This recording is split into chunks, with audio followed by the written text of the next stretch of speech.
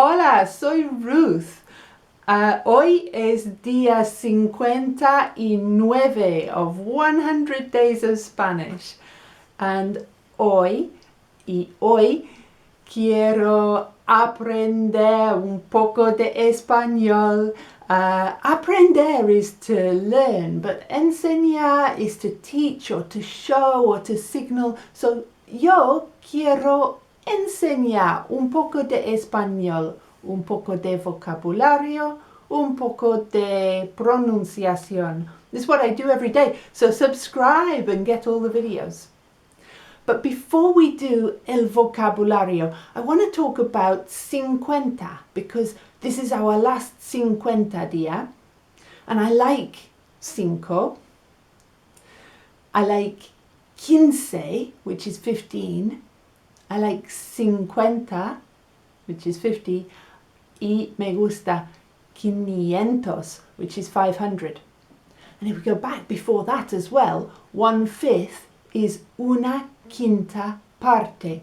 So, quiero presentar esto. Mira, una quinta parte.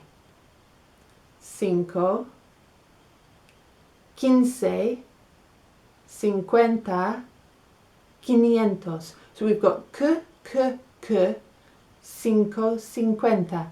Es interesante. Bien. Imagina que estás en España y quieres, you want to find a supermarket. Do you know the word for supermarket? Es un supermercado. That's nice, isn't it? So you want to say un supermercado, but with un poco de elegancia, see? So we're going to use this word, hay.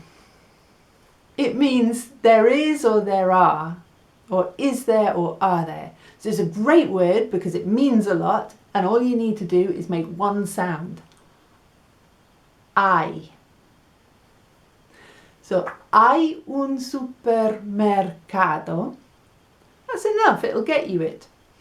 Do you know the word for petrol station? You know gasoline is, we call it petrol in Inglaterra, but gasoline es una palabra internacional. And a petrol station en español es una gasolinera. So you can say, hay una gasolinera. Now it's time to move on to la pronunciación.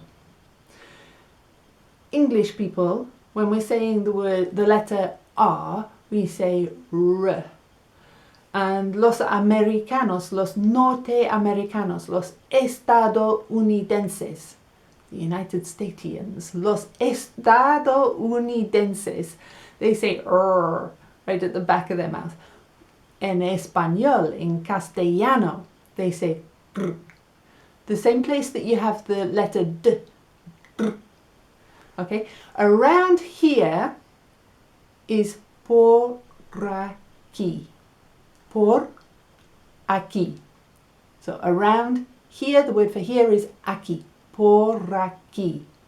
Okay, if we're saying it with the English accent, pour a key, pour a key, pour a key. it's like you're going to pour some liquid key. Pour a key.